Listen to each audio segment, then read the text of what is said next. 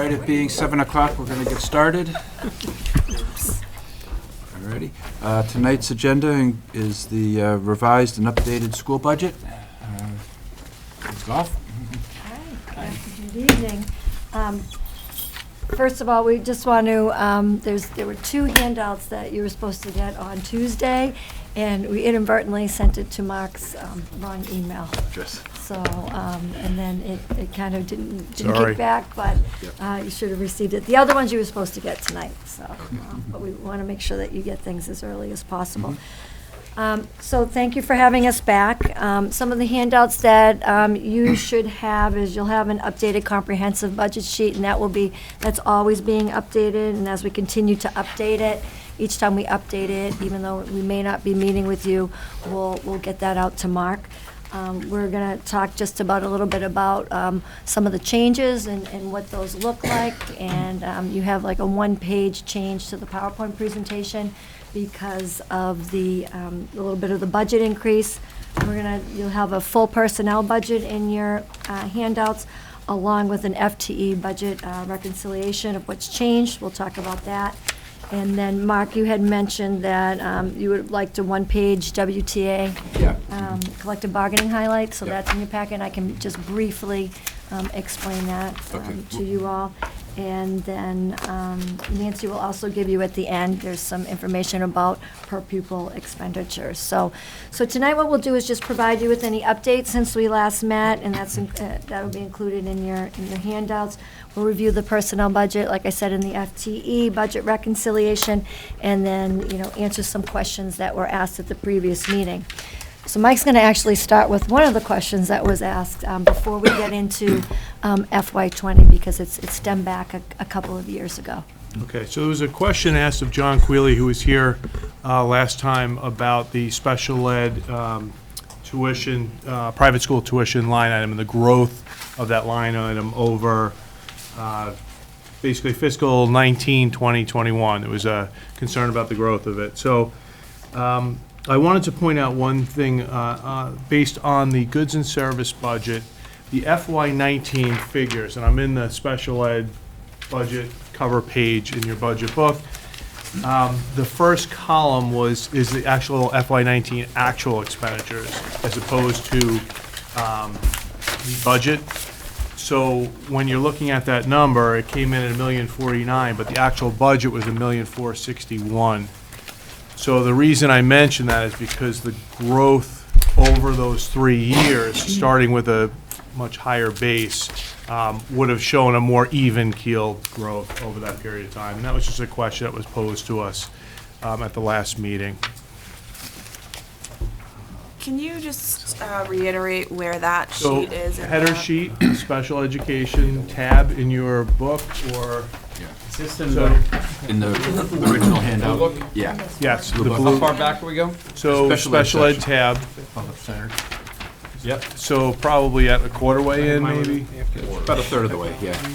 After instructional buildings and grounds. Daniel Feeney Preschool. Right in front of that. There we go, thank you. Everyone there? Yes, thank you. Okay. So the question was, FY19 looks low as compared to the other fiscal years. Looks like a lot of growth in one particular year. So it's the first column is FY19 actual expenditures. Second column is FY20 budget, and the next column is FY20 budget. So we're comparing actuals to budgets, and that's what made it look like a larger growth than it is. The actual, if I were to give you the number to plug in there for the budget, it would be 1 million. This is in the FY19 actual expenditures column, line 42. That number, if it were budget, would be 1,461,881. Okay, 1,461,881. You saved $420,000? Yes. All that is a kid moving in or out at the right time of the year, and you've Yeah. gotten hit or saved. Yeah. One time, just Yeah. clarifying. Yeah. Yep. Yeah. So, but what I wanted to point out was that your growth then year to year looks much more linear. It's in the first year it's 186,000 going from FY19 to FY20, And then from FY '20 to '21 is $345,640, and we talked about that last time we met, and that is a considerable growth. So it was 13% in the first year of growth, 21% in the second year of growth. Okay? So just wanted to clarify that.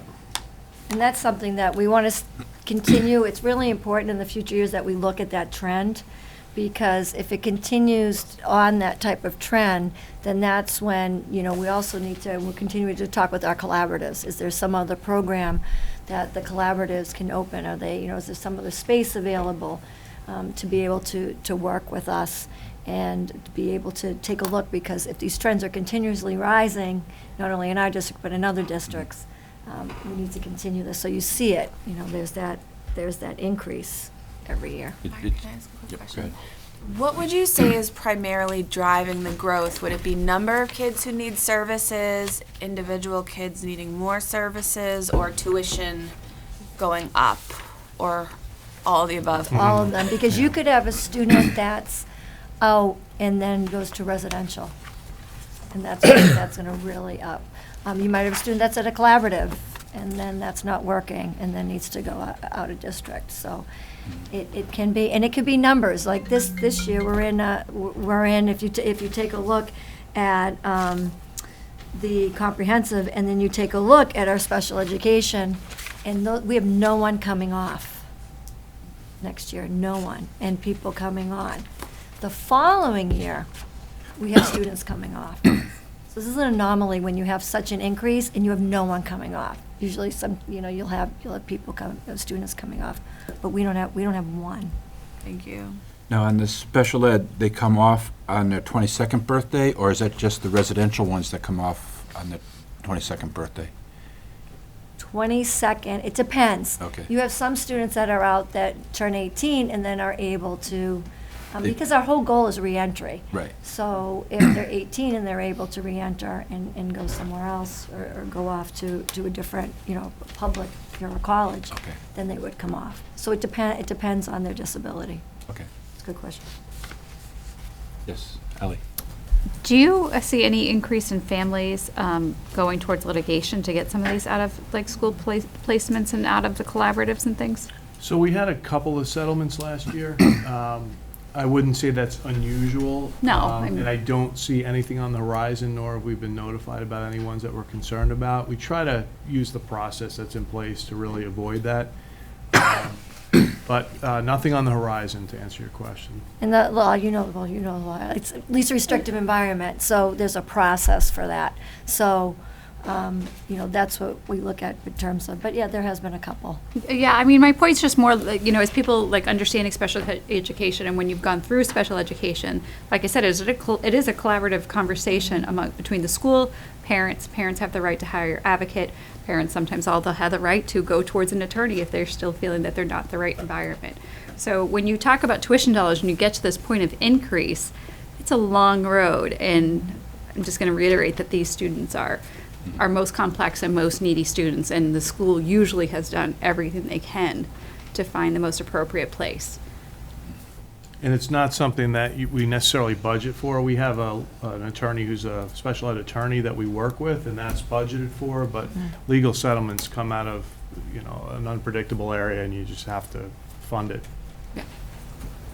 Yep. Are there state standards that get followed? For instance, and the reason I'm asking is can a town get a reputation like, oh, you want to move to this town because they don't challenge these types of services, where other towns are really aggressive and they challenge every dollar that goes into the state budget? So what I'm wondering is, does the state come out with a standard that says, as you evaluate children, every child would be treated the same way regardless of what city or town you're in? Right, because you do.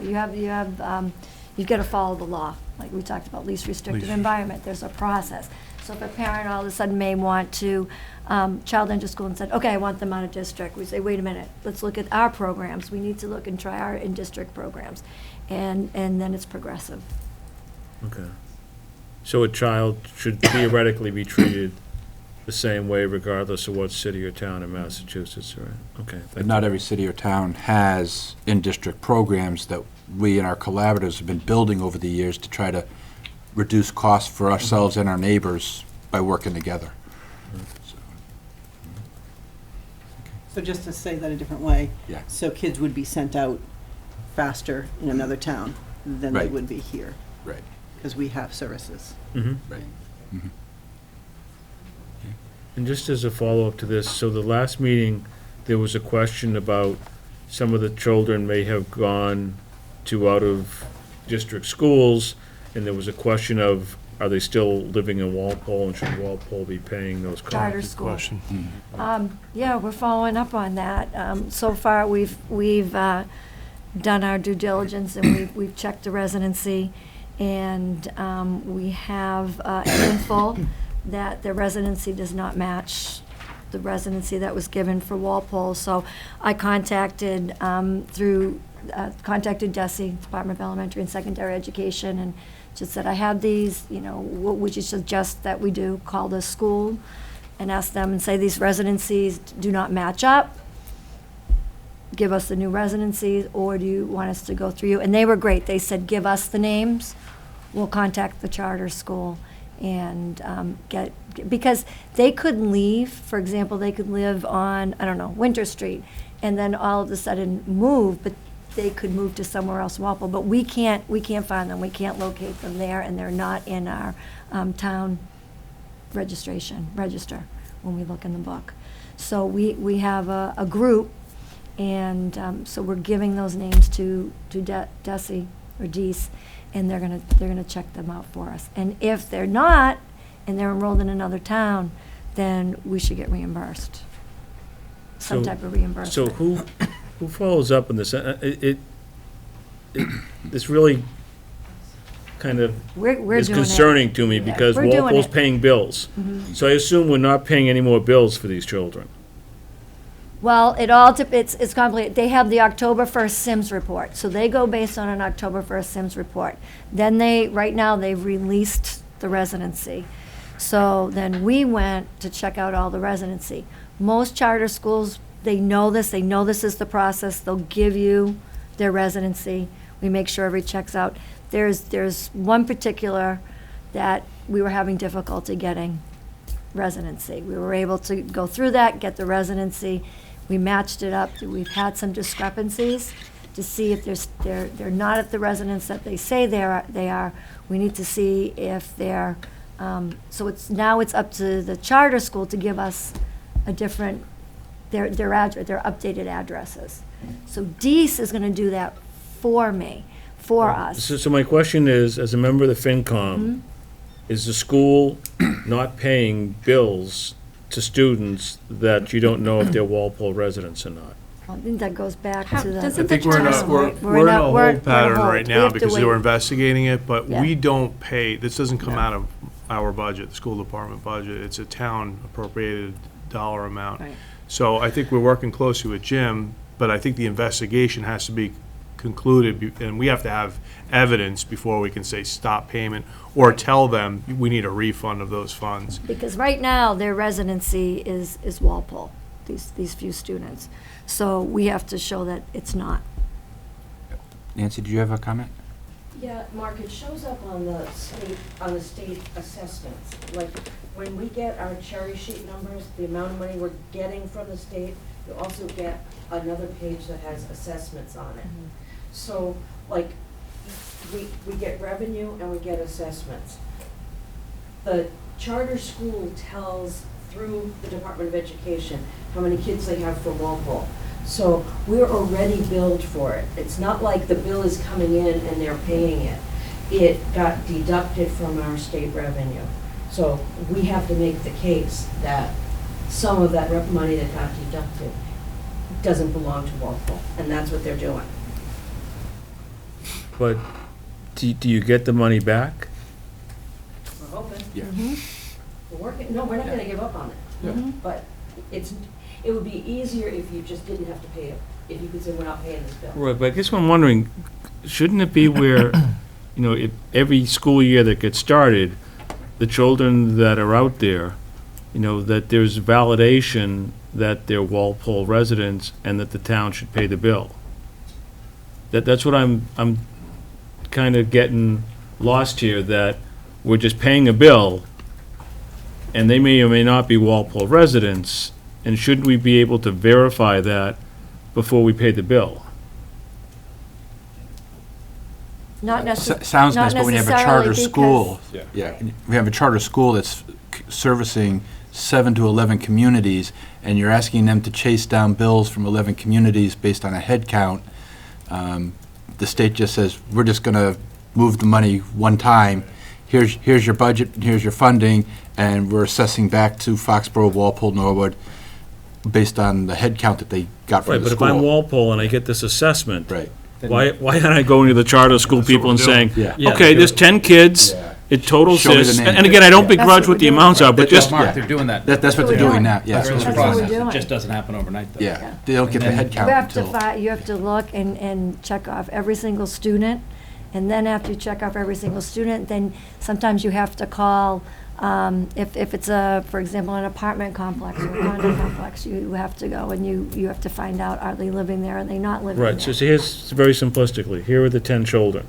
Mm-hmm. 8 of them, we know they live in Walpole. 2 that don't, I'm assuming that if we're getting assessed from the state saying, here's your bill, we're saying, we're not paying for these 2 students because we don't know. The burden of proof, for lack of better terms, Is on is us. Right. on On us. So you Then gotta pay the determine bill. when they and move, then- did they move and know, like, for example, I might say, okay, I have some validation or from somebody else that they moved out on November 1st, not October 1st. So we give that information to the state. The state will then contact the charter school and say, we need updated residency from you because these 8 students are not checking out according to the school system. Put in a good word for us with Charlie. What's that? Put in a good word with Charlie. It's a lot, it's a lot of work for. I was waiting for that. Okay. Those damn government bureaucrats. Just one other Kathleen question and with the children that are in the Walpole Public Schools. Yes, Is there any verification that they're still living in Walpole? yeah, all the time, yes, yeah. That's an easy one to verify. And Okay. if you have any questions, then we use our school resource officers to check up on that if we have an idea that they're not in Walpole, living in Walpole. Okay. Thank you. Sorry, for Charles. Kathleen and then Doug. Through you, I was just gonna, on Mark's point, I was just gonna say, is there a way that going forward, we can just make this part of the process? I know you're Yep, probably jumping it through is. hoops now. Yeah, But going forward, now that we know this is an issue, Yep. we can It's just a yearly occurrence. put it part of the system and, and that they know that it's that you're being watching. followed. Mhm. Right. Yeah. Thanks. This is not unique, other towns are starting to do this as well, so. I just had a question. You'd said that was there a discrepancy in the residency to that one charter school that was reluctant?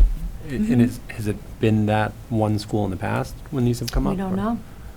I'm just finding this out. Just one thing I want to clarify. It's not a bill. I just checked. Yeah, it's Yeah. assessment. It's assessment. It's assessments. Off Our state aid number. Yes. So when like Representative Rogers You was don't bringing write up it Bill down. here in his prior career, when he'd come in and say, you guys, good news, you got an extra 2 or 5% in state aid, I always said, well, what about the bottom line? How does that shake out? So they just deduct it. It's not like the school we don't write is it. just willy-nilly paying a bill without checking it. We don't get to check it. What we're doing here is really a comprehensive review of, actually figuring it out, and if necessary, sending Officer Sagan out to the parents' houses and saying, do you still live here? Is your child here? So it's not a bill. Okay. I learned a lot tonight. Thanks. I have to say, 99, like, most of the charter schools, it checks out. They've been, it has been falling in line, It's just that. And of course, there's a chance another town's gonna find a Walpole kid. Yes, that's what we're talking about exactly. today. We said Watch that, what you that's wish what- for, right? Yeah. Yeah, that's gonna happen. Doug, are you all set? Or? Yes, I am. Thank you. You know, don't share this information with other towns. What's gonna happen? Film now. Is there a cutoff time during a school year where you can't get money back? Like if a kid moves out April 1st? I they can- asked that, I called and talked to Rob, and I said, so what if, because I had one that was 11:15, I said, what if they move out, let's say 11:15, what would happen? And he said, well, we would look at that and confirm it, and that you would get reimbursed. Prorated. Because, yeah, Okay, prorated. okay. Good. Moving on. So, just looking at the comprehensive, what was just a little bit of updates, and then I want to go into the budget increase from the original 3.3. What we did, when you take a look at that, and that's a handout that you have, and I'll explain why we put this over to the side. We'll do this, thank you. Yeah. So when you look at that, the budget request remains the same of the 48,302,835. That's that town meeting budget of the increase of, you can see that, of the 4.8%. If you look down at our reimbursements is B, and our offsets is C, and our grants D. You can see that, again, just as a reminder, we have our Medicaid reduction. We talked about that, and that's a big decrease. But if you take a look, that the school committee voted to increase fees on transportation, and you'll see that difference and what that will raise, it's a difference of $31,000. And what that will do is that will help Mike's in the process of contract with the bus company, so that will go up a bit. And then also the extended day, and that will also offset the minimum wage. We talked about that last time. And then the parking fee. So when you look at all of that, that's an additional $63,000. But then if you go down to the bottom, that early childhood PLC, that's all the grants. The grants basically stay level because we don't know what we're getting for the grants until the end of the year. But that preschool, that's our preschool grant, and that's the one I said we're pretty sure that we're not going to get it. We found out within the last 24 hours that 100% it's gone. So that's less $30,000 for us. What does that mean? We pay part of a preschool teacher, out of that grant. So what will happen is that $30,000 will now have to be adjusted and put into the personnel budget. Okay, that adjusted personnel budget. But also, the $63,000 in fee, that will also help offset it. So what we end up doing is we end up, netting a gain of $33,000. So when we update this, we just found out about the preschool grant, but it was just so you could see the changes with the fees. It was better to kind of kick it out there so you could see the difference. The next time you get this update, that'll all be kind of rolled into some of that, a local appropriation, so you can see the increase of it.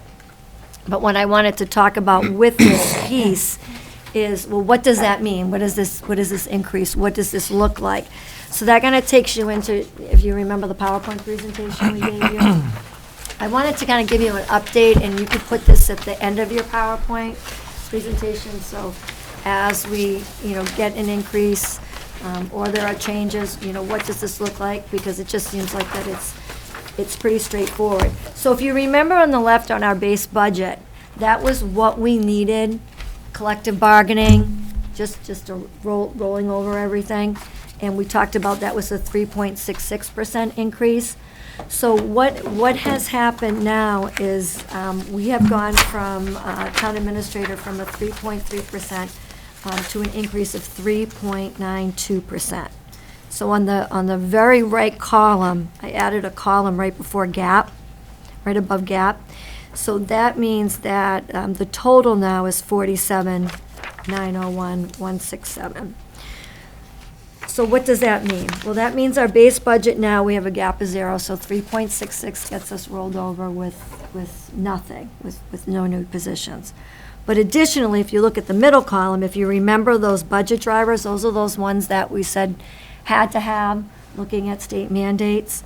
So what we did is I highlighted some of the yellows, because it says, what would that get us? What would getting to a 3.92, what positions would that get us? Well, that'll get us the health and wellness, it'll get us the ESOL teacher, and it'll get us the kindergarten free and reduced. Now, if you remember what I said about the comprehensive with the $63,000 in athletic fees, but we lose the 30,000, so we gain 33. What could we do with that 33? Well, that 33 could get us that ESP ESOL teacher. So that would get us to the 4.0. But if you flip, 4.8, so that top up, those are the positions, if you remember when we met last time, is what we're still out. So it's the 2 elementary counselors that Mike and I explained, the transition coach at the high school, the .4 computer science teacher, we talked about the financial literacy course, the dropout prevention, and the full day K. So, and I know there was some questions about prioritizing. I think maybe, Kathy, you had mentioned that last time about, how would you prioritize the bottom? That's the priority. We worked with our admin, our leadership council, and that's what they're prioritizing. So the next step was, depending on, if we're able to get a little bit of an increase, school committee will weigh in then on the priorities of where we would go from here, on what we would have to eliminate and what we really need to keep. So we don't have a rank order of priorities among these. That will come when the Those are- school committee Right. considers it, if you ever get to Right. 4A. For us, for admin and our leadership and the principals, that's the order. The 2 elementary counselors, transition coach, .4 computer science. Oh, so Those- that's the order of the administration. That's So the the top is the elementary counselor. But if you got 30,000, you might take the tech teacher and subsidize something else for 5, as opposed to taking a quarter or a half of another position. Right, so if we were able to, yeah. So to be clear, that the administration's lowest priority is the full day K reduction. Got it. Other questions on the update? Makes sense? What is the, I'm sorry, go ahead. No, go, Mark. Just the full-day kindergarten, what has the rate been for like the last 2 years, and would it be proposed? So I can give you the history. So 2017 to 2018, I'm sorry, 2016 to 2017 was $3,800. 217 to 218, it dropped to $3,400. 218 to 219, it dropped to $3,000. And this year, 2019 to 2020, it dropped to $1,800. So depending on what we have, it may not be, maybe we can do partial, we might not be able to do the full 100. What we're able to do though, Mark, is at least get with the 4%, reduce for free and reduce the 15,000, which would cover us for families who needed financial aid. And that would be on this free and reduced, those are the free and reduced.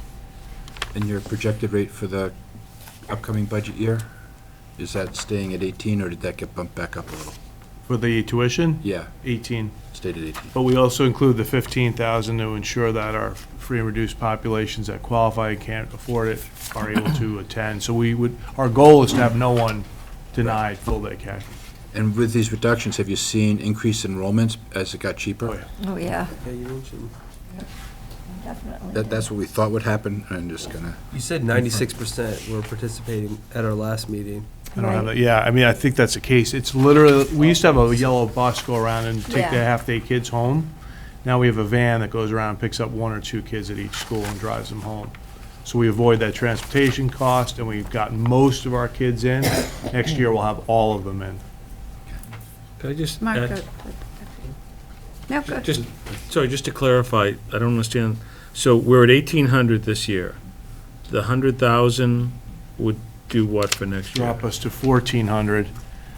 And I'll just share with you briefly so you understand kind of how this works. So we have a revolving account that's funded by these tuitions, and we have a certain number of teachers in that revolving account. On the comprehensive, I have 450 as the estimated tuition that comes in. I have 450,000 of teachers in that account. So every time we drop the fee, I move teachers out, and I use the funding that we get from the town to offset their salaries in the appropriated budget. So that's how it works. I slide teachers out. So over the years, as this fee has dropped, we've moved teachers out, and you'll see when we go over the personnel budget, and we slide them into the operating budget. It's paid for by appropriated dollars versus tuition dollars. So it goes from the C, that C column in the comprehensive budget, to the A, to the local So appropriation. then, just of the 100,000, Ally, I'm sorry, I don't. No, no, no, I just wanna- I- So of the 100,000, Patient? how much of that is to cover the cost for those that need the financial assistance? And how much of it is just to lower the rate from 18 to 14? So zero of that would be to cover the people who can't afford it, because the 15,000 that's in our request for this year is going Is to already take care of doing- that. Okay, all right, great, thanks. Ally? I'm going to take the opportunity to talk about full-day kindergarten for 1 minute. There's so many important positions here, and I'm not going to speak, I feel like they're all necessary, but closing that gap of $400,000 is difficult. I was on the full-day kindergarten task force. I no longer have any students in kindergarten. My youngest is first grade, so I finished paying my kindergarten tuition dollars. So now I feel a little bit more openly to speak about it, but we did a comprehensive study of FDK in the local towns. It's really disappointing that Walpole's not there yet. The curriculum for kindergarten is very different than what most of our children attended. They start the year with a very structured, specific foundations writing program. They have social studies in which they have to create a project on their ancestry and present to their class, stand up and present to their class. They're doing word problems. Kindergarten curriculum is so different, and the fact that we're having families pay for their child's first year of academics is highly disappointing, because most of the towns around us have gone to $0. There's so many budget drivers, and there's so much to think about, and there's so many places that I want to see our public schools continue to improve on, but I feel really strongly still that parents should not be paying for academics, and kindergarten is very academic now. Kindergarten teachers will attest to that. They're not teaching what they used to teach anymore. And I think it's important that Walpole continues to strive to get that to $0. I'm pleased to say that we have the 15,000 set aside. When we did our study, students that were at more risk in attending half-day actually needed more services from the town of Walpole. So they needed more Title I services, their MCAS scores. They needed more support in those early in those early elementary years to get up to where their peers are. And that, I'll tell you, there's a difference. I have a first grader and a third grader, and I volunteered in the classroom for both of them. There is a huge difference from even when my first grader attended kindergarten of what the expectations are. Thank you. We'll get there someday. Sorry. Well, Go ahead, Kathy. through you. I completely agree with you, and I'm lucky enough to have an office right across the hall from a kindergarten classroom, so I hear it Yeah. day in and day out. But I just wanted to ask you, Mike, you said that we're at 96% participation in full-day kindergarten, and you anticipate we'll be at 100% next year. Is that prior to this $100,000 influx, or is that That would be with the based on it? 15, that's with the 15,000. The 15,000 kindergarten free and reduced line item is to offset any fees that would be for those families that need that assistance. So I do believe that we should be paying for kindergarten because it is an academic grade, but what I'm hearing you say is there will be no child in half-day kindergarten next year, Correct. regardless of. Unless this they opt for it. There are certain cases where, parents are saying, we don't want our child going to school, it's too long of a day. They have those type of So objections. we'll have to continue to offer it. And there was a case of that, I know at least at one of our elementaries this year of that, because it was our goal to try to get everyone in this year, and we fell short, but that was one of the reasons. I can't say we won't have one or two, but It's so tough for a kid to leave the class in the middle of the day. it is. I just have one more kind of piece to put on that. Although full-day kindergarten is not mandated by the state of Massachusetts yet, the curriculum that is mandatory for kindergarten teachers to teach is based on a full day. You cannot squeeze what is the mandates for curriculum to be taught in kindergarten into a half-day program. And that will be some of our talking points for maybe the 1 or 2. Again, it's a parent's decision, and we need to respect that decision. But on the other hand, talking about the importance of that curriculum. Mark? And then, Just, so to extrapolate this, 100,000 gets 400 off the tuition bill, so basically another 350,000 would be free kindergarten, all-day kindergarten? Or Would be 450. tuition. I would need to take care of all the tuition that we're collecting to cover those salaries. So that's why I have it on the comprehensive. It's 450 is a tuition estimate. Again, it's an estimate, but the actual line item salaries I have in the budget are 450,000 worth of salaries in that account. So 450 would cover it entirely. You're proposing 100 now. So if we covered the 100, there'd be 350 roughly. Right, Okay, right. thanks. So I had asked last time if there was any programs that you could sunset and save some money. I like that it's closer, the gap's closer, but this is still a big ask. In the last 10 years, other than the override, this is the third highest increase. So have you looked at that? We've looked at, one of the things that you'll see is that we did a reorganization of the technology department for digital learning, because we like that program, we wanted to keep that program, how to keep that program running. I think in terms of taking a look at specific programs, this is where we're gonna have to go back and look at school committee and say, okay, if we can't get the 4-8, which one of these, and let's just say there is a strong appetite in the community of the K, is there something that we could, like, for example, the dropout prevention work study coordinator, is that something that we could take a look at other districts, see what they're doing, because there is an appetite, Stephen and Bush had mentioned, going into a night school. So is this something that we can work out as a drop study during the day, but then also run it as a night school and be able to use some of that in order to have both and be able to fund it? So then that would, if we were able to do that, that might take that piece off the table. Okay. So we're looking at different avenues, saying what could work. And then, as far as looking at the request through DESI that you put in for those students, will that money count towards the 21 budget? How's that gonna, what type of money could that be potentially? I think it Well, would if come it's- back, if there was a refund, it would come back to the town in the form of either a reduced net off assessment for next year. I don't know how they're gonna do it. But it would wind up back with the town and would be, I guess, part of free cash, Jim, next year, or? Probably taking it. Yeah, You could give it to yeah. us. In pennies. Split it with 50-50. I just don't know what form it would be. I don't think it would automatically wind up back in our After budget. July 1st, it won't be closed out until next June. Right, Yeah. right. Okay, and they gave you no time frame?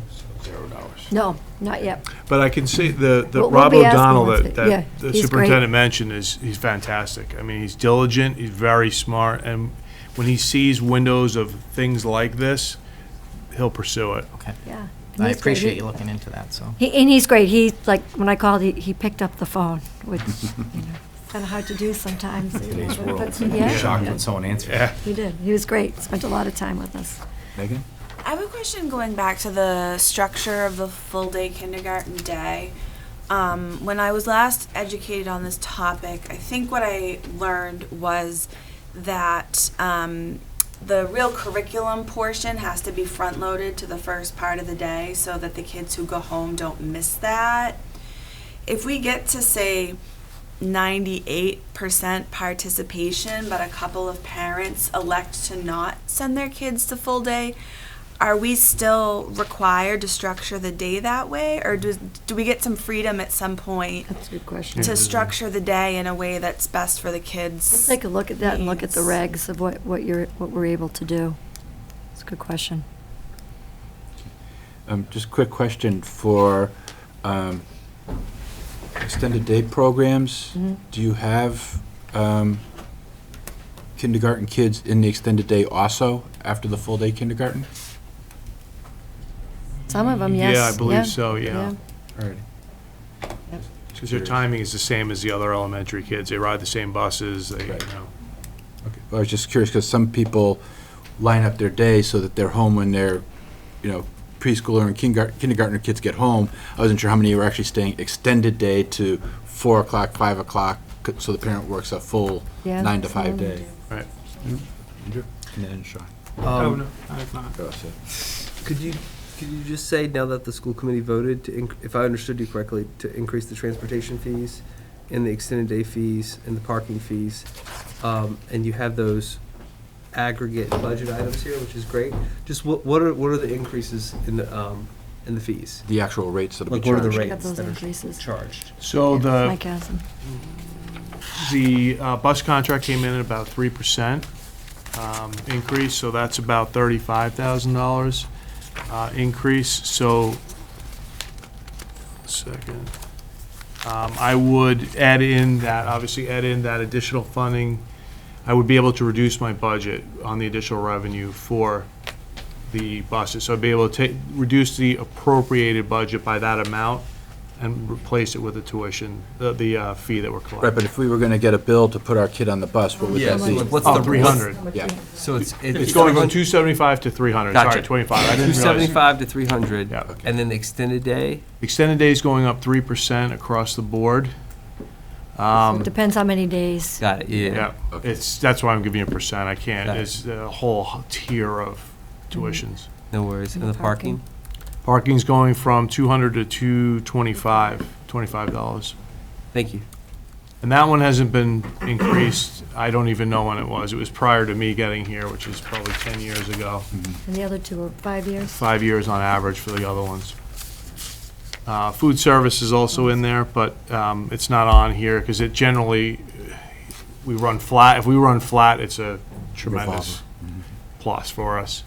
So that revenue is needed directly to pay our collective bargaining agreement with our staff, and there's no wiggle room in that. It's literally to keep in the black. Thank you. Ally? Another question that just kind of dawned on me, totally separate, was the grant. Which grant specifically was that? Was that the Universal Pre-K grant? That was the preschool, Okay. yeah. And so the state is, It's called, the 262.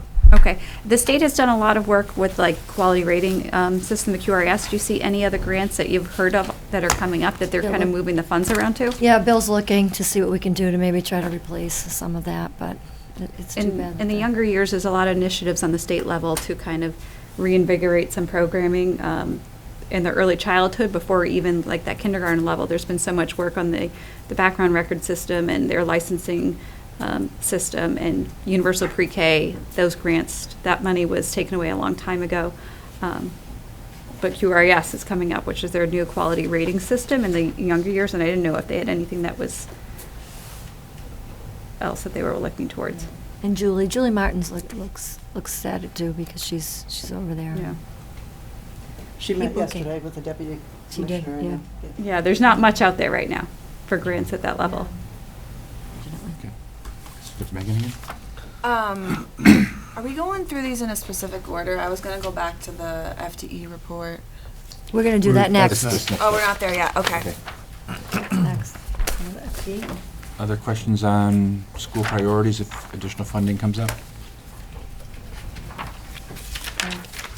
You need your glasses for this. Yeah, this one's, so the theme this year is more information is better. So we're trying to increase the available information to you all so that you can see more specifically what our personnel budget looks like.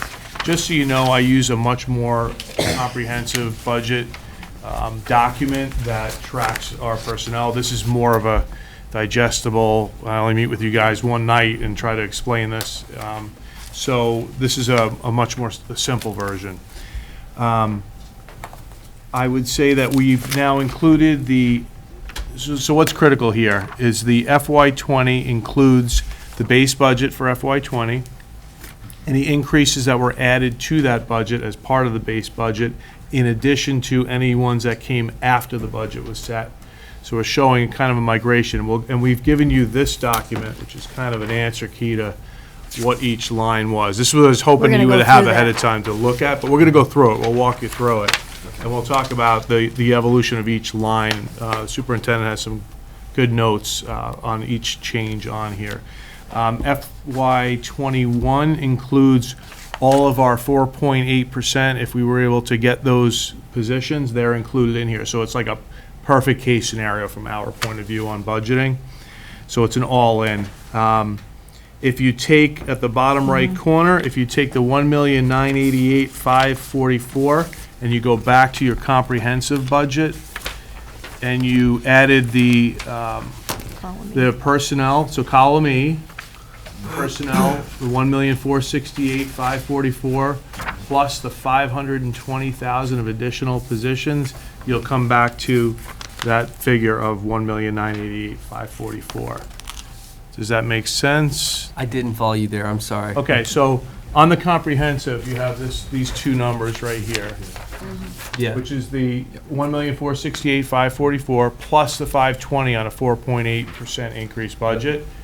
That budget number Yeah, aligns with, got it, So, thank you.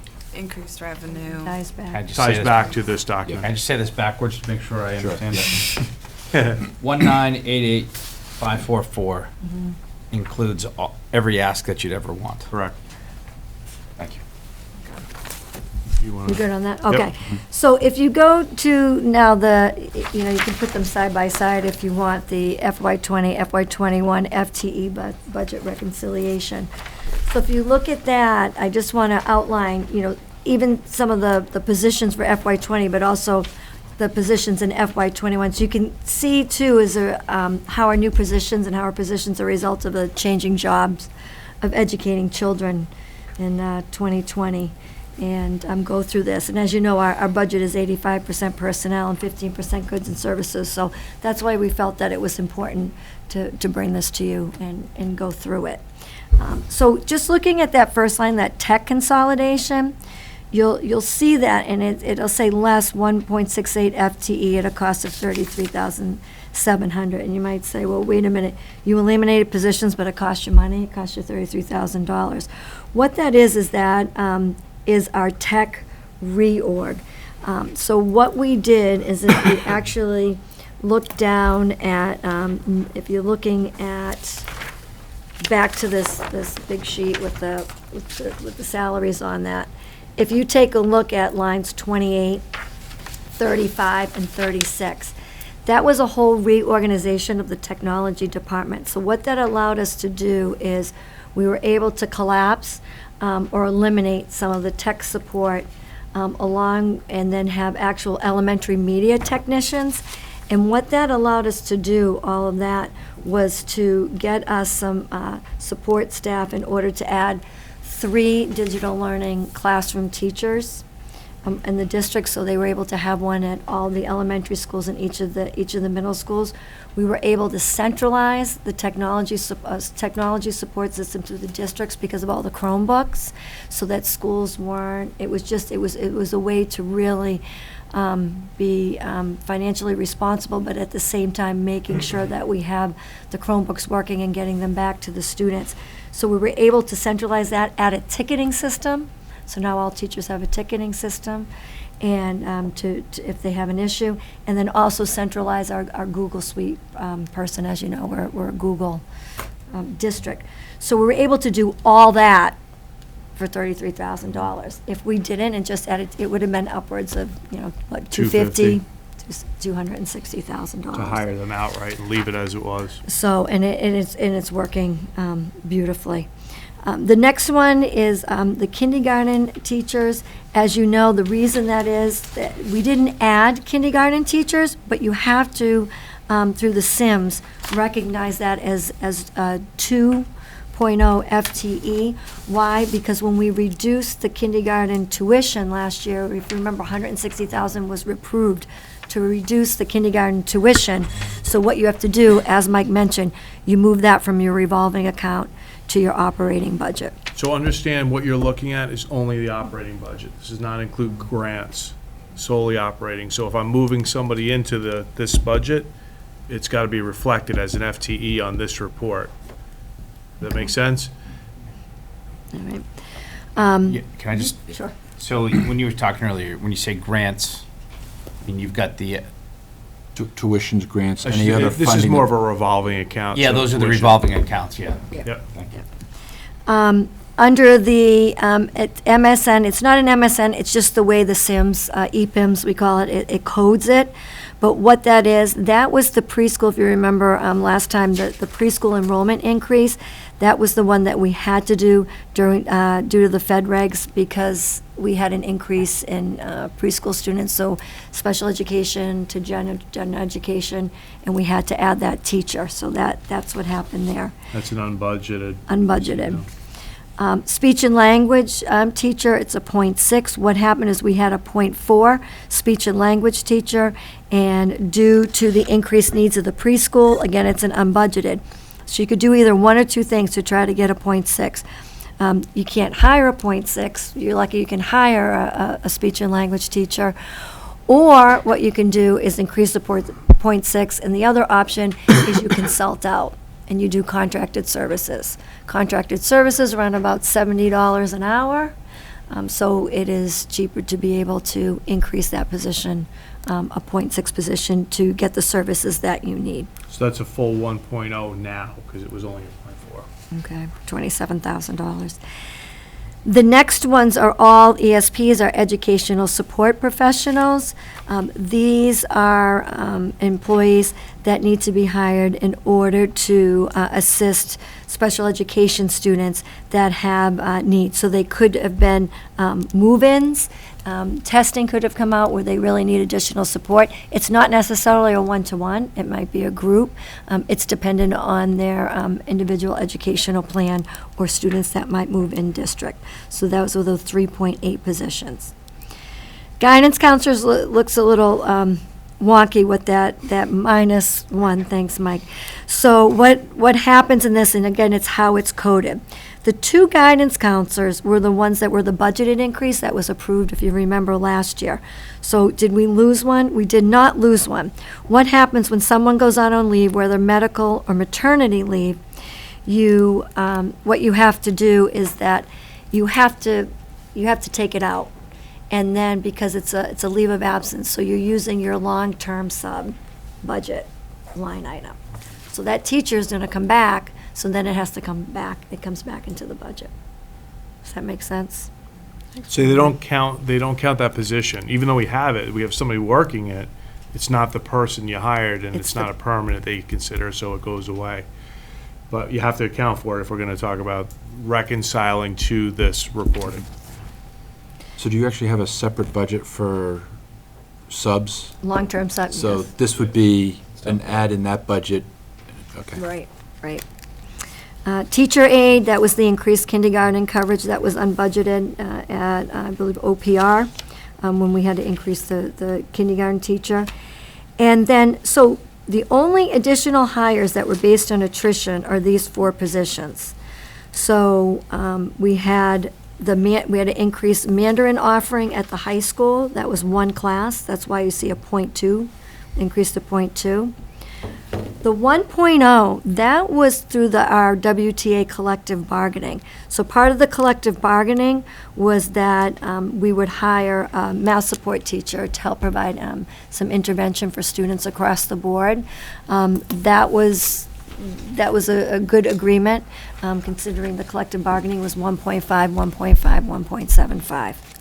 And then when you look at the last 2, there was an additional music class offering. That's the Walpole High School orchestra class. So the students could participate in orchestra. And then we were able to we needed to have an additional health class offering at the high school. So that was a 0.2 of a position.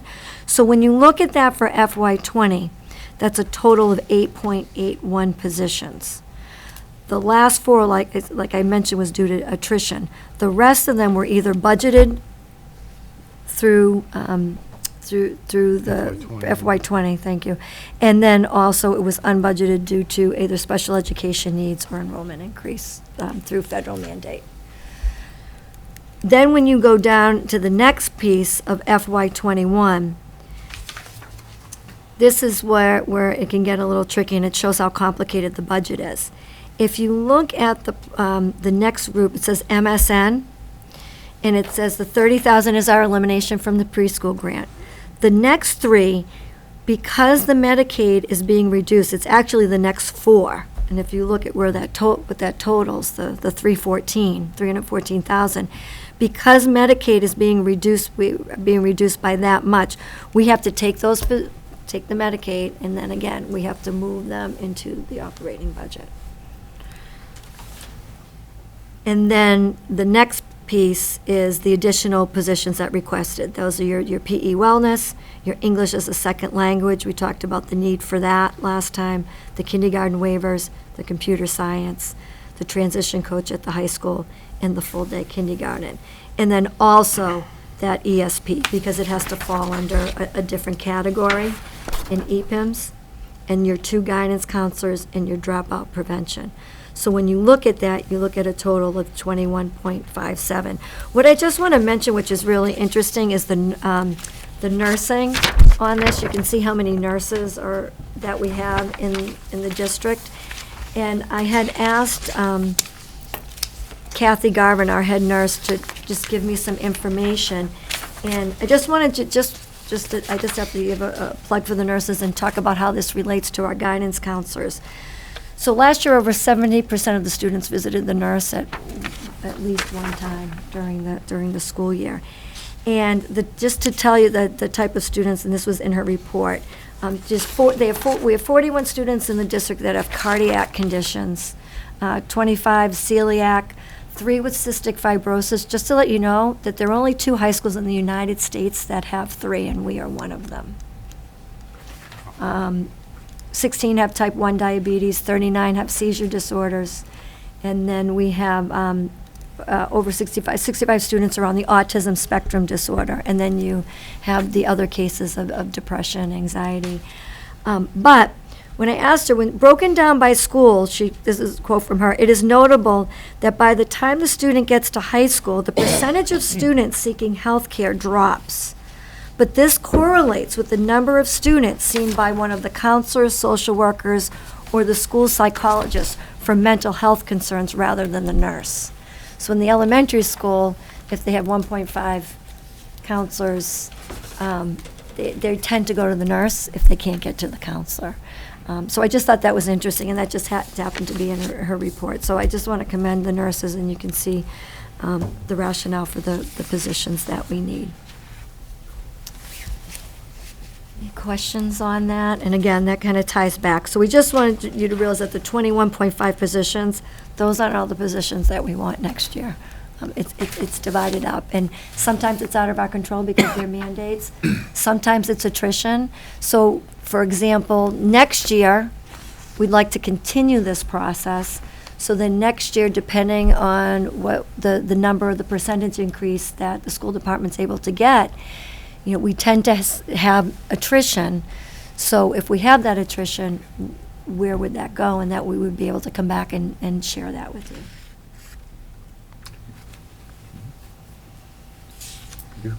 I have a kind of a in the weeds question. So in the FTE budget reconciliation sheet, I'm looking down under the additional positions requested, and for most of these positions, they're actual positions, but please correct me if I have any misunderstanding here, but for the kindergarten waivers and the full day kindergarten reduction, those aren't actual positions. But you have like a calculated average salary of 60,000 is what I see. Just looking at the Yes. 0.25 kindergarten waiver and the 1.67. So I back out of that. I say, okay, so you have a $60,000. That's your average kind of salary. Obviously that varies because I look up here, kindergarten teachers are $80K, the speech and language teachers like $45K. So my question is about that 60,000 number. I guess you got to pick a number, which is like your average salary cost. So is that what you've picked? Is like 60? We raised it, yeah. And so that's this is why I say it's in the weeds question. I'm just curious, is that actually your average cost? Like It's probably closer to 70, but it depends. It really varies. Sure. We have a lot of new teachers, then we have some, and then I need to look at the ones that are still in here, right? And some of these are partial FTEs because we've moved out partial salaries, so they straddle both. So when you're dealing with that kind of calculations, we're more comfortable with the 60, and we think it works pretty well in showing what the relative FTEs would be that would move over. Okay, no, I'm not Good disputing question. that number. Yeah. It's just, it's a curiosity out of my mind. So that's what I know, like, when I think of, like, what's it just, if you had to randomly draw a staffer, it would be 60K. That's like Yep. the number you put on it. Got it. Thank you. 60K worth of their salary. 60K, yeah, that's the equivalent, yeah. When you reduce full-day kindergarten tuition by 120K, that's 2 FTEs Right. or whatever you're Right. taking up. Got it. Right. Okay, thank you. Yes, Megan? Can we review the numbers involved in the tech reorg again? I Sure. see, looks like 8.75 FTEs eliminated as part of that. 4 elementary media technicians added. And then were there additional Yeah. teachers added in this classroom teachers row, or Yeah, the three. three digital learning coaches would be, they're considered teachers. So those in are the- the in the 3 EPUMs. They're digital not learning considered. You would think that coaches. they would go in the coaches category, but they don't. They fall under as they're coded teachers.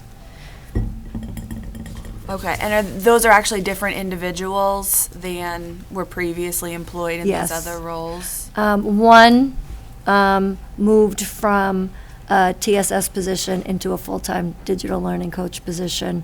One was hired from the outside, and then another one at the elementary moved from a TSS position to a digital learning coach. Okay, and so this 33,700 is like severance, or? No, it's what we needed additional funding. So Oh, we did to the up- whole net off, and we were left with 33,000 based on who we actually hired. So you can estimate all day upgraded long, the- but right, they come in a little higher than you Okay. think, times 3, and the next thing you know, you need some additional funding. Okay, thank you. You're welcome.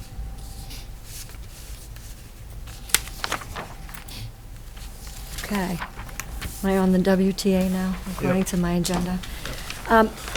Mark, you had asked just for contract highlights, so I don't need my glasses for this one. That's good. All right. No, I'm good. I don't need it. I can actually see this now.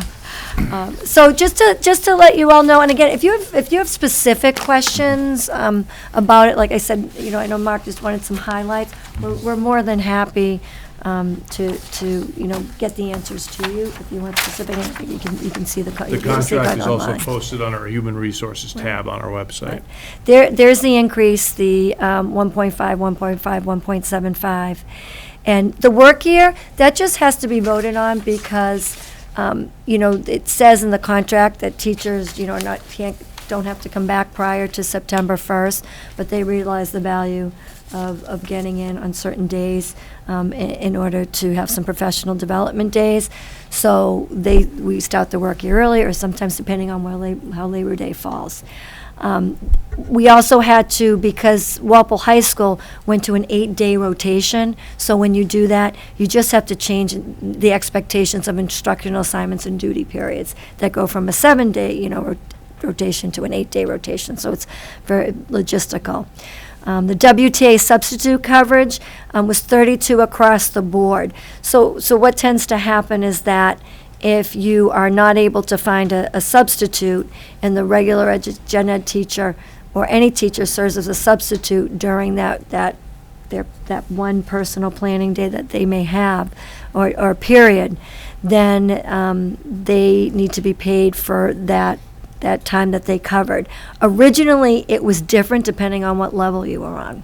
So if you were an elementary teacher covering a class or classes, it was $22.81 versus 32. So instead, it's 32 across the board.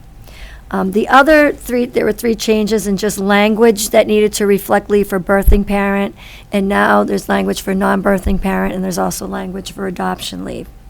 Bereavement was that the teachers should be allowed 2 days, and that was for extended family. I believe that was 1 day prior. And then religion was 2 days lost without pay. There was also some changes in the professional development piece that the committee pays tuition reimbursement, and it's capped at $90,000.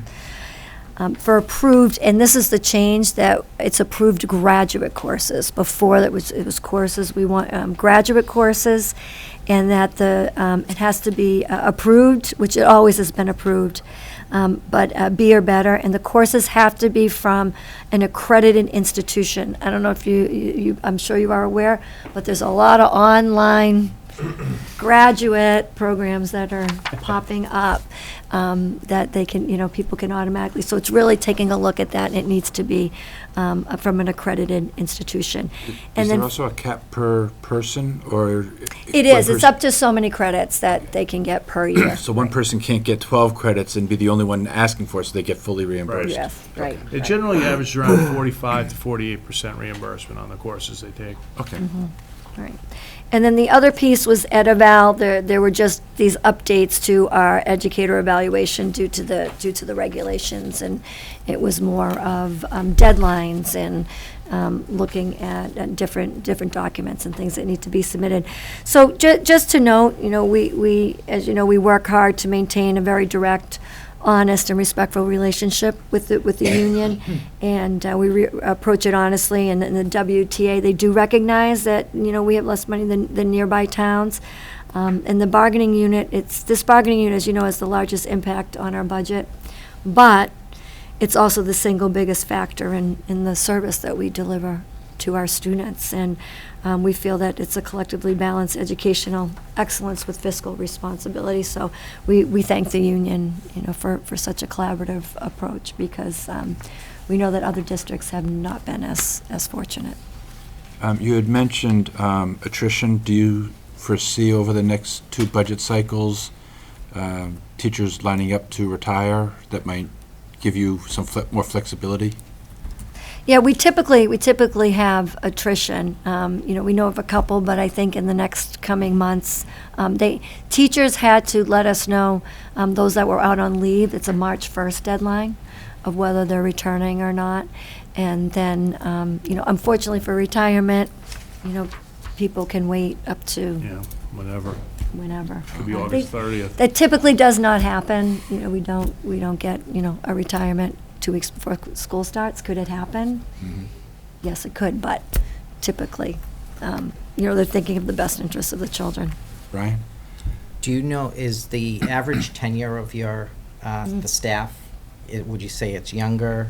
Is it on the older side? The Patriots were the oldest team in the NFL. Where does the Walpole High School, or the Walpole It's gotten school younger system? over the last 5 years. It has. Because Yeah. So it's generally, I think half our staff is top step and Okay. half is not. So Okay. it's kind of the split. It's a It's kind of split. half-half. We, it does feel like there's a lot more leaves, maternity leaves in a lot of cases that have come down recently more than in the past. So I'm thinking about the 10 years I've been here. It's become more and more common. What makes it challenging for us is when a teacher goes out, they can either go out 8 weeks, they can go out 12 weeks with a doctor's note. They can go out and say, I'm going out, I'll take my time, and then I won't come back for the rest of the year, and I'll see you guys next year, and so there's all these variables. If they stay out longer, it benefits us financially, because then we're not paying their salary, which was in the budget. We are paying a long-term sub, but that net gain helps us pay for the ones who are coming back right after their maternity leave. So it's a balancing act, and it can be very extreme. So this year, I'm, keeping a close eye on it, but it's one of those ones you just can't predict. Okay. Just keep your fingers crossed. How many steps are there? Are we up to 17? 17. Yeah. It was 17 Yeah. on the previous contract. You Yeah. didn't show any Yeah, increases. so. no no increases in added steps. steps. Okay, thanks. Yeah, when they were at 13 steps, which was 6 or 7 years ago, 70% of the teachers were in steps 12 and 13. And that's why it's like, we were always saying, you want more than 3.5%? It's like, yeah. And so it was always tight because they were up at that end. But then we got a cycle where over the course of 2 years, I think 16 members of the school budget retired. So we were able to flush down some money and get in lower steps. Because I always ask that of Lynch. It's like, okay, what's your population breakdown? And we'd always begrudgingly say, this. Other. I'm curious about the tuition reimbursement. Mhm. About how many teachers can you reimburse before you hit that cap? Any teacher can take the grad courses. So what it is it goes into like a pot, the 90,000. And so then you decide, then they have a certain date when they have to have everything in and their grades in, and then you take that, and then you're able to divide. So like you So said. the it more was you like- have, the more less people- they Less get. they get. Yeah. But how many teachers? Many as we need. Do you have an average? You know what, I think Yeah, I do. just look at that. I It's do, not I a do, big I deal do. if you don't. Yeah. I have it. I'll find it. I'll find it. So where did I put it? I want to say it was 43, I think. Yeah, it took sounds tech. about I want to right. say 43 took grad courses. And then it was, yeah. I'll look for it if I find it while I'm talking to you. I have questions. It's considered a really good Did benefit, you- you know, like, Yeah. and that's one of the things that our teachers Oh, definitely you know, I put it. wanted, but we also felt like professional development was a priority. But they recognize that it's a good benefit. Yeah. And plus, we require them to get their masters within so many years of employment. 5 so- years. So, no, I found, I'm sorry, it was 43% reimbursement. Good job, Mike. 26 took grad courses in 2019, but our professional development opportunities, we had 41 we offered 41 professional development opportunities. That's separate than the 90,000 that we try to offer. That ranges from literacy to the equity that you mentioned. You mentioned, how many, that was about 41 PD offerings that were like equity, inclusion, and diversity. So I found that answer for you, Andrew. Megan? Yeah, I was just curious about the substitute coverage, $32 across the board. It looks like per period. How many periods are in a day? So if you're at the high school, it's 8. Middle school is 7. Depends, Depends or right? drops. But it doesn't happen where they will find, like if a teacher's out and they don't have anybody, it's unlikely like they switch teachers every day. I mean, there's other people who may be able to cover, so if someone has a planning period and then was supposed to go to a meeting, instead of going to that meeting, they may cover, so they may not, it may not be that you're paying 32. Is that what? So we're not paying a sub $240 per day. Staff members. A staff We're not member. paying This is a staff member. Well, so I guess what's the unit of measure for the substitute coverage, this $32? That's for a staff member, right? But for what period of time? For one period, so we don't distinguish. The periods at the elementary are different than the middle at the high school, and we used to have varying coverage. Was in the- yeah, associated contract. costs. And now we just leveled it, because it was my office was going crazy trying to track, all right, what school is this person at? Is it elementary, is it middle, is it high school? How much do we pay them? Making sure that they actually didn't have a prep period, and that's why they're getting So I guess my question is more like, what do we pay a sub like per day? $90 a day for a bachelor's degree. Okay, thank you. That's a unit I can get my head around. Okay, thank you. Yeah. And it doesn't happen a ton, but when it does, it's because you can't find, I mean, there was times when we couldn't find subs, but it's so that they can continue their education in the class and not be, I hoarded see. So into this a- is for union teachers who are Yes. subbing Coverage, Yes. can't get a versus sub. I Yeah, hire Yes. Bill Buckley to come in and play a VHS tape. Yeah, not surprised. The high school says on an 8-day cycle, so that's 6 periods a day for 8 periods that rotate? They rotate. Okay, so it takes 8 days to get through a complete cycle, In the middle school, it's 6 of a 7-day cycle. a 7-day cycle, okay. Actually, I'm fine, I was going to address the sub thing. Okay. Andrew? For the educator evaluation piece that you mentioned at the bottom, is that just strictly due to regulations? There's no additional parts of the contract? No, there's no negotiation. It's just to say, okay, this is the deadline that we're going to have all the educator you're going to have your evaluation done. This is the day we want it signed. So it was more dates, and Perfunctory. when we used to do district determined measures, that's no longer, so that had to be taken out of the contract. So it's just aligned to DEIS regulations as well as deadlines. Thank you. Oh, yeah, Nancy, do you want to, Nancy just has. Yep.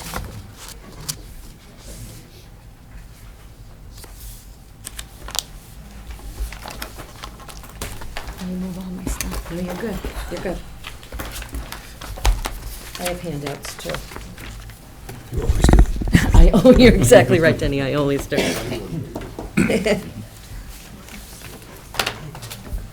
Disappointed if you didn't have it. And this is the data section. So this is just sort of stepping it back a bit to look at some of the information that we look at when we're trying to make decisions about our budget. And the Department of Education puts out a lot of information.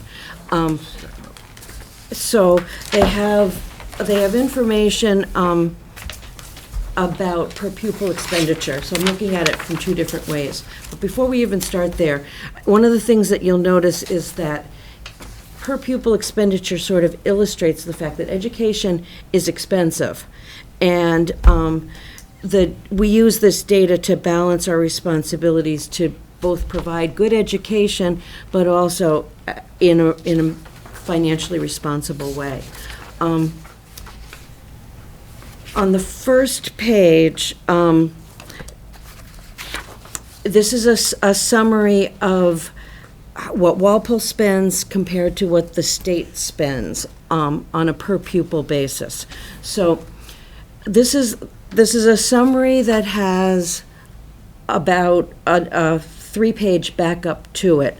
But what you look at, you see for administration, it's about 2.3% of our budget, or sorry, I better switch glasses if I'm going to read this properly. 2.5% of our budget, whereas at the state, administration is typically a 3.5% of its budget. So we look at all of our categories and say, if we are about 5% below the state average, which we are, typically from year to year, we pretty much need to have all of our categories come in about 5% below the state average. And so at first when I looked at administration, I thought, well, that's kind of a big amount lower than the state. But if you look at instructional leadership and administration together, the two of them total about where you would expect us to be. So some of it is depending upon how you report your data.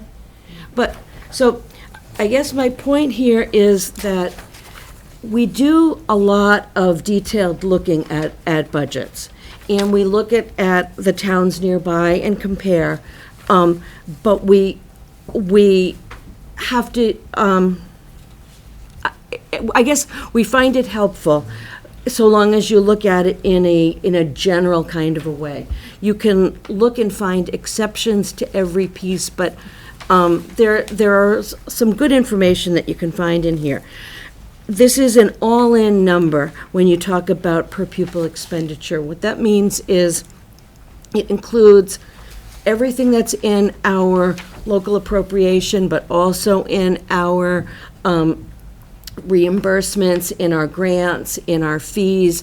It's also included all of the money that the municipal side bills the town for insurance, for plowing the parking lots, for a portion of the accountant's salary. It's an all-in number, and DESE does do a good job about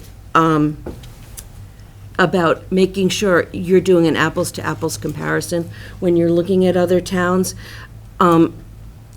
They're fastidious that way. They're a little slow.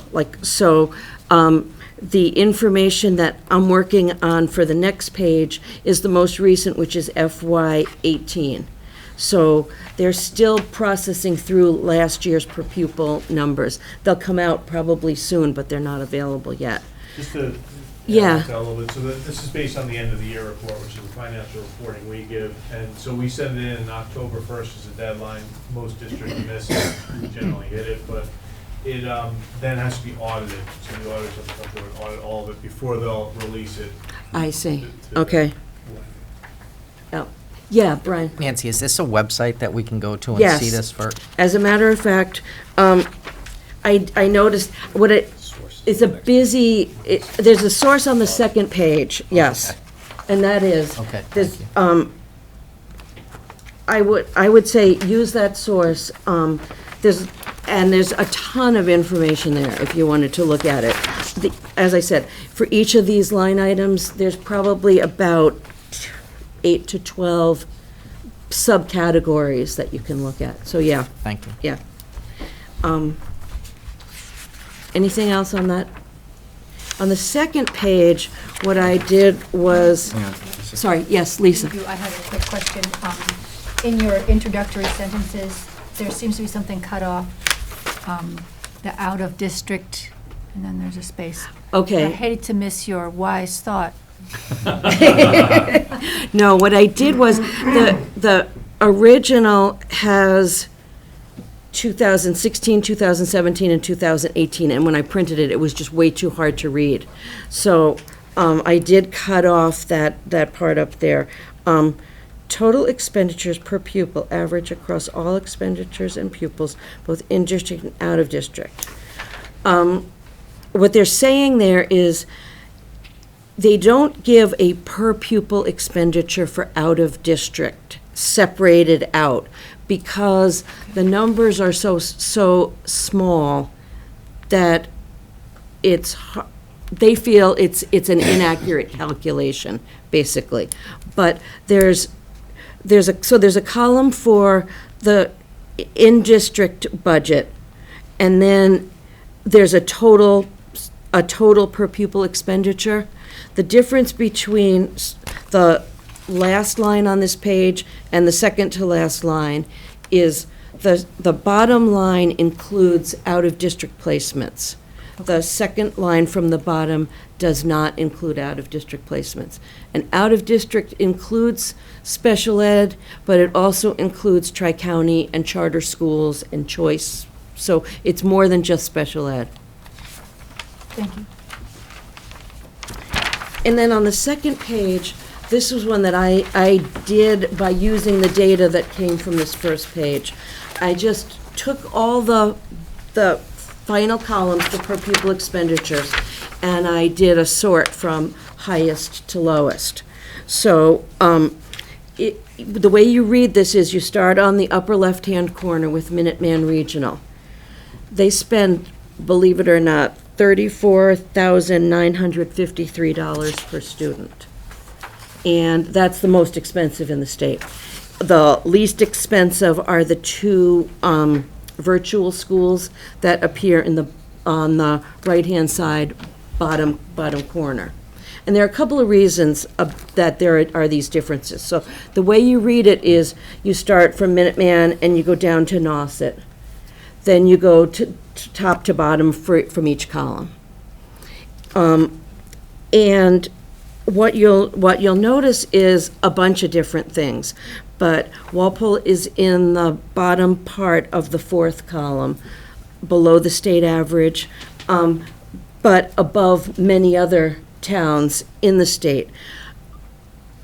If you look at the towns that are below Walpole, there are many good school districts there. Some of them tend to be in the western part of the state, and a number of them are K-6 school systems, which are a little bit less expensive to run than a K-12 school system would be.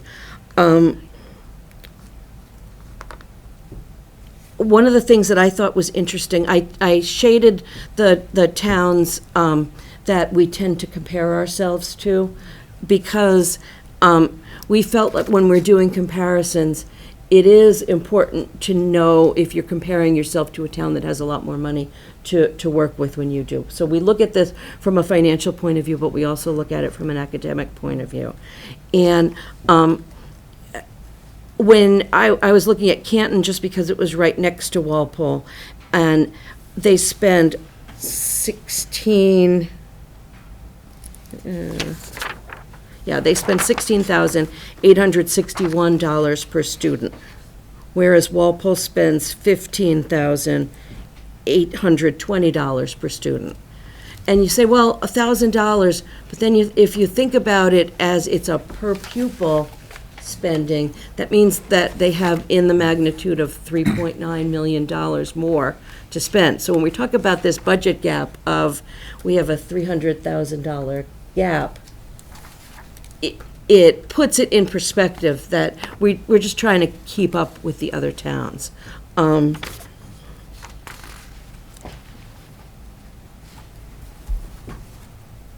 Yeah, let me just see.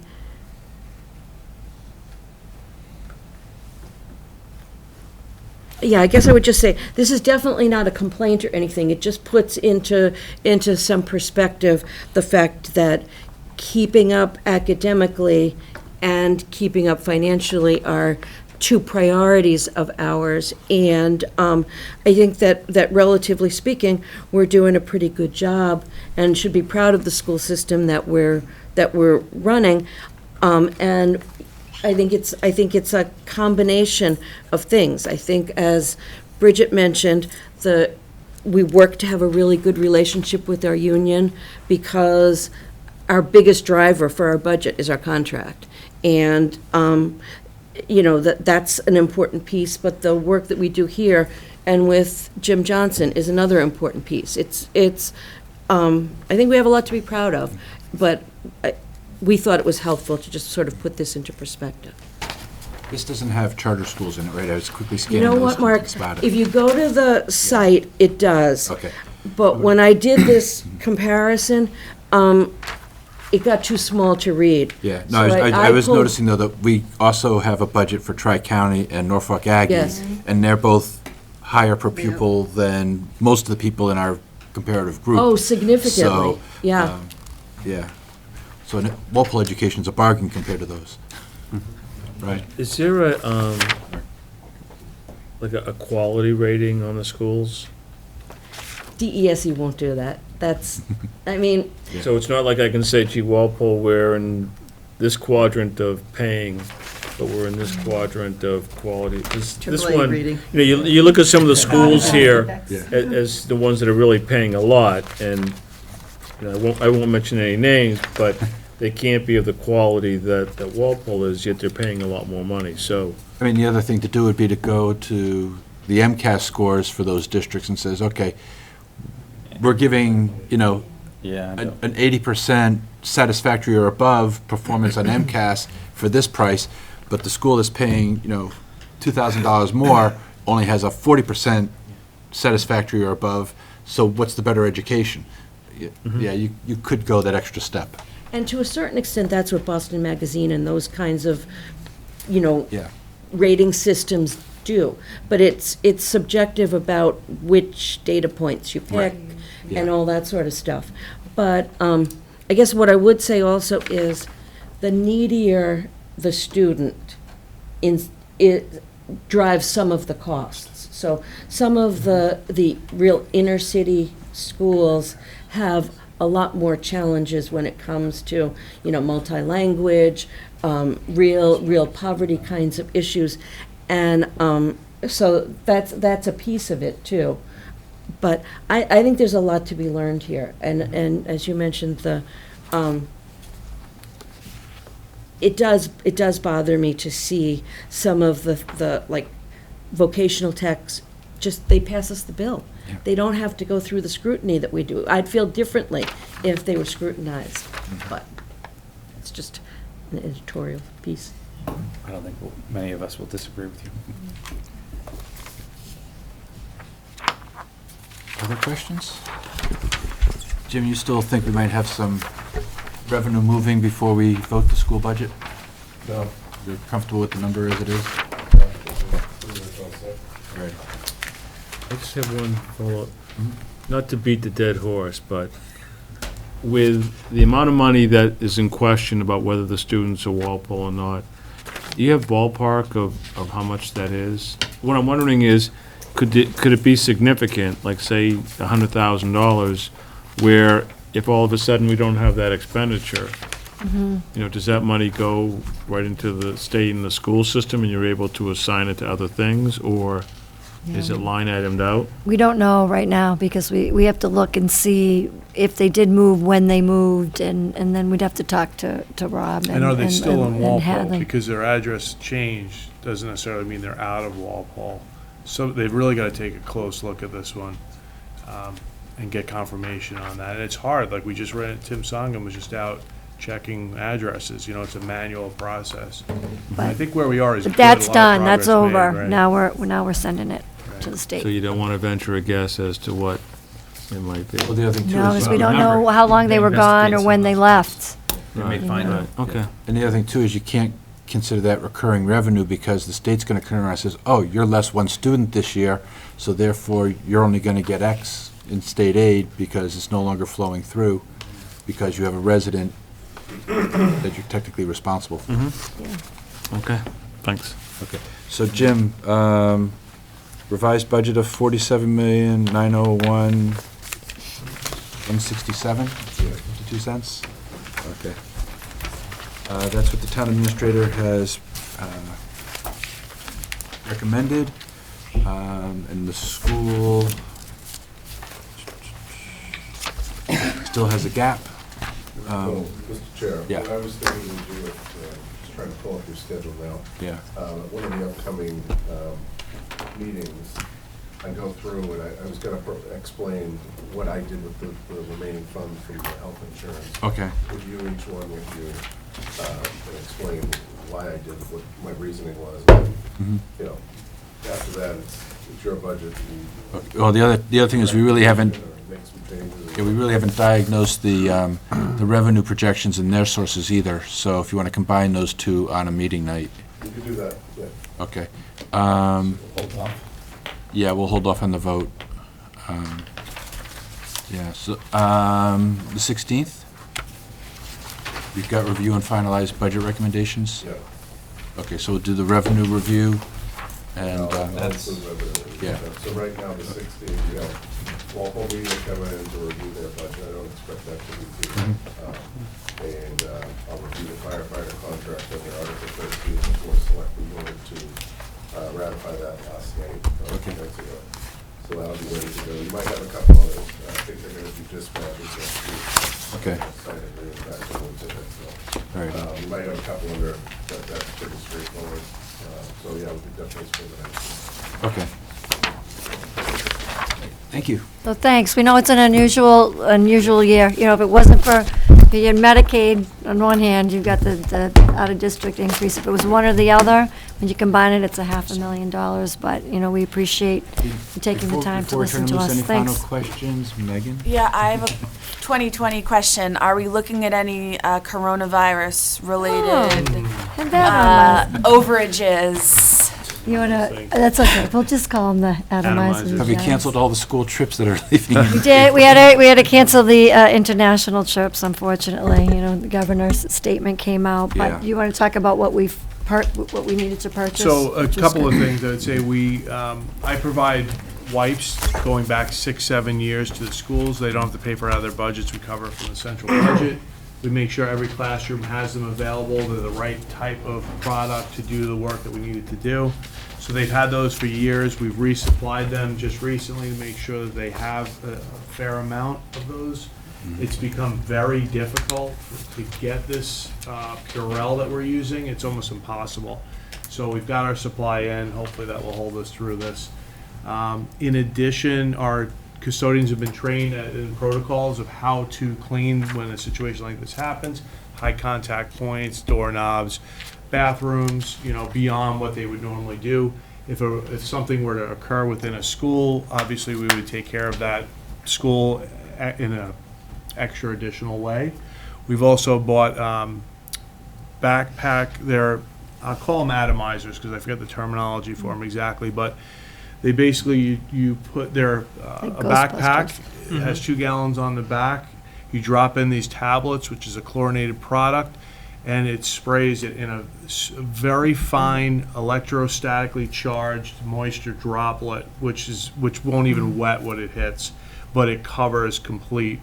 And you'll see them on the news, some of the schools are doing it, some of the higher end schools, but I thought it was really important to have those. Each school will have one. The rationale for the backpack versus a small portable unit was I can cover a school. A custodian could walk into this room and cover this in a minute or two and then move on to the next room. So it would be used obviously for corona, but it would also be used for the flu, any kind of breakouts in a school. It would be the best effective way, current technology, to eliminate these concerns that we have. at least try to, I shouldn't say eliminate, but do our And one best for effort. each, right? And one for each school. Have we asked the busing company to take similar actions? So my vendor was reaching out, who I buy these products from, to our bus company. He has sold them to them in other towns, so I'm hoping that Connolly will do that. If they don't, I can always provide our backpack, daily to do that, because the buses are a high spread area that we need to be concerned about. The kids won't open the windows in the wintertime and Yeah, it would just be contained. it's tight in there, yeah. Thank you. Good question. Any others? Okay, thank you. Okay, thank you. Thank you. Thank you. Ready? Jim, you want to quickly run through the updated schedule with us?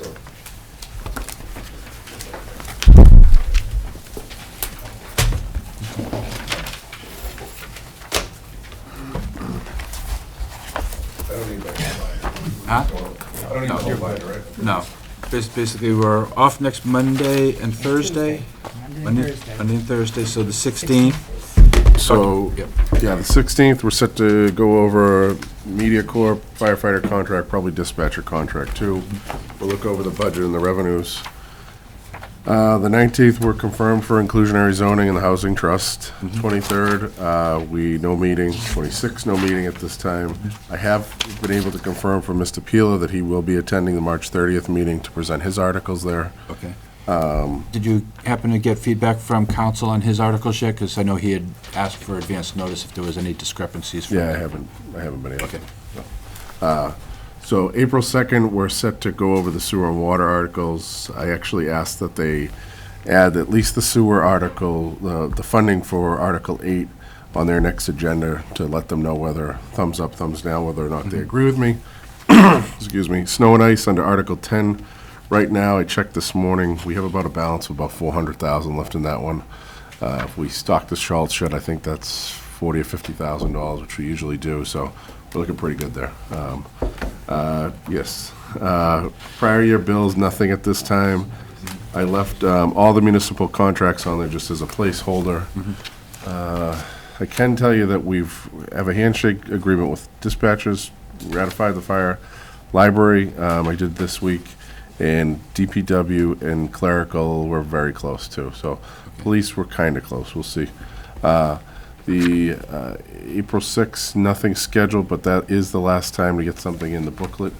The 9th is the stretch code, which the Board of Selectmen is supposed to meet with Phil Chigorowski on the 24th of this month to review what's being proposed and everything. So I'll shoot you a reminder too, but if you're interested, you might want to watch that or attend the meeting. Inclusionary zoning bylaw, housing trust bylaw, and then the citizen petition. I added those on again because that's after the public hearing for the planning board. Right. And then April 13th, nothing at this time. April 16th is the Article 5 current budget, and while I was sitting there, I was working on a memo to you folks for that one. There are a couple of adjustments I see under Article 5 at this time. I put a list together today. Veterans benefits, John Cogan told me he's about 10 or 20,000.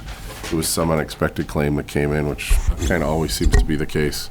Legal budget is running kind of tight. It hasn't been tight in a long time, but we have about $60,000 left in that account for the rest of the year. So that's February, March, April, May, and June. So 5 months.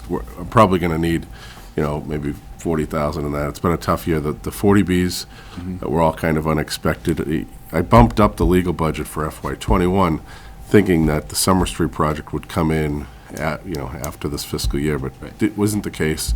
So might need some money in that line.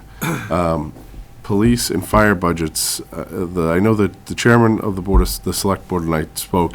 He would like to see some money put aside for some more Asher and Alice training this fiscal year, and that would be phase 2. And then I've budgeted for phase 3 as part of the updated budget we'll talk about in a couple weeks ago. But that may be $13,000 for fire and $5,000 for police, and Board of Health. Originally, their clerk left mid-year, and I was going to wait until April or May to fill the position. But with everything with this coronavirus, we have a standing meeting every other week now with this thing, just to touch base. I don't want to leave the Board of Health short. It's only about $5,000, and I think it's needed on that end. So All in all, it's about, I think adds up to close to $93,000 or something right now. My proposed funding source on those may be to close out some old capital projects, since that's like kind of a hot button issue. And I'll have a list of, some old capital projects that are complete, like a loader or some repeater. There's $30,000 left in an old repeater money for the police station that they asked for when they were at town hall. So I'll have a whole list for you, like I've done in the past. And overtime budgets are okay at this point? For now, they're okay, yeah. But more, that's why I kind of scheduled it late in April. And then again, I put the contracts on there just as placeholders, but that would be the last night, April 16th, that you guys could really vote on the contracts to get them in the packets to meet the charter requirements on time. Right. And then the next big one is the public hearing. And I've scheduled that for the Murphy Room, the big room at the senior center. Okay. Alrighty. A few questions. One is, I like how you scheduled on the 9th the various zoning-related articles to be after the planning board's public hearing, if we so choose to vote, want to wait to see how the Your planning call. board votes. Selectmen didn't wait this week. Yeah, the selectmen voted 5-0-0 on inclusionary zoning and the housing trust both. So maybe we don't want to wait, maybe we want to vote on in 2 weeks from tonight, on the 19th, which, by the way, I just want to flag for everyone on the committee. I know it's like 20 pages of text to read in 2 weeks on the inclusionary zoning and the housing trust. But I will have Claire circulate to you all. I wrote a quick 600-word piece on the futureofwalpole.org site that I manage with Carrie in the back there that kind of breaks down that 20 pages into 600 words. Yeah. So I tried my best to make it digestible for people who are not going to read the 20 pages. So, but in the next 2 weeks, I just wanted to flag ahead of the 19th to reach out to, Ben Barrett, myself, but Ashley Clark on the town side. But anyway, so that's on the 19th. But if we choose to wait till after the planning board's public hearing on the 2nd, I see that you have it scheduled on the 9th. But my only thought is, if we're going to have a meeting maybe on the 6th, that's the last meeting before the packet gets, the town meeting booklet Right. gets sent out to the entire town. Would it make sense to vote on it then? Because if we do want to wait after the planning board, I think, that booklet,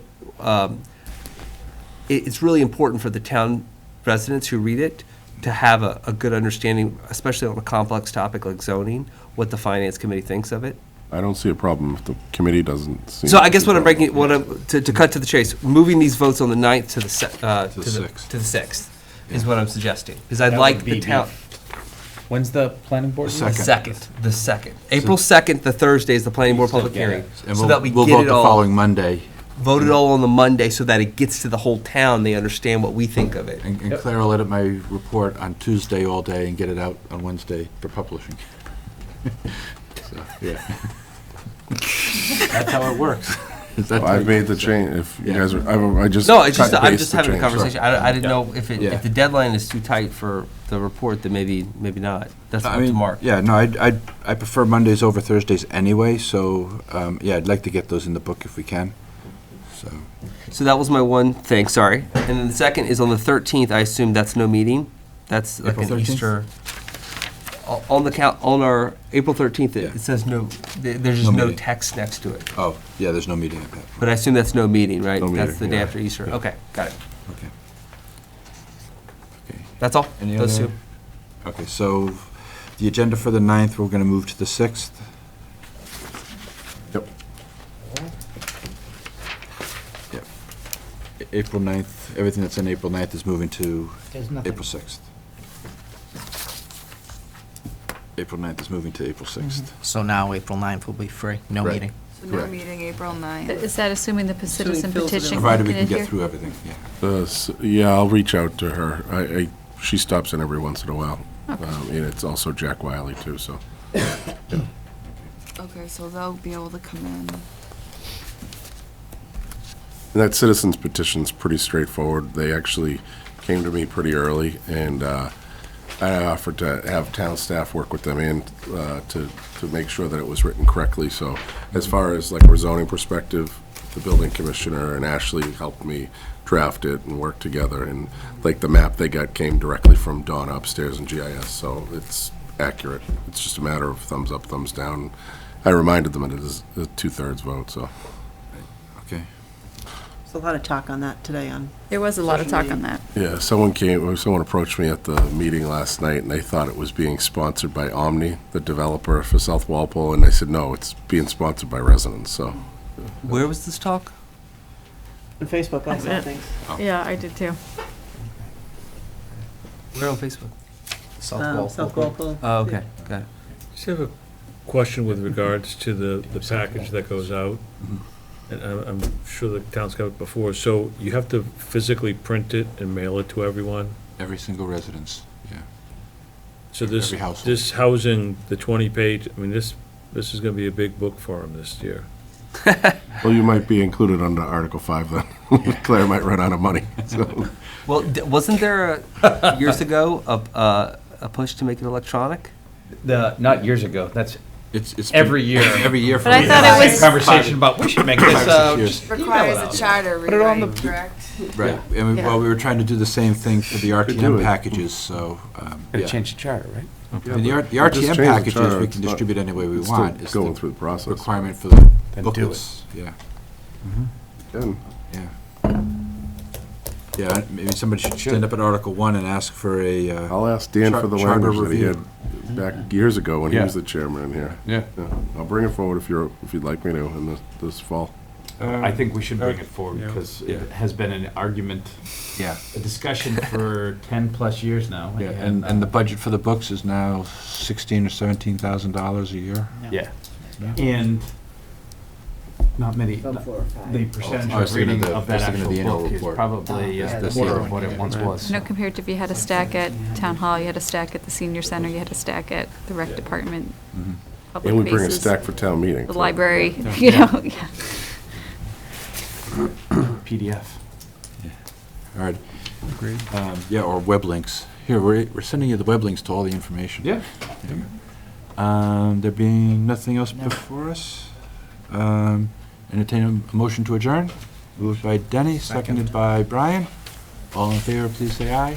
Aye. Opposed, abstained, 11:00. See you on the 16th. Thank you.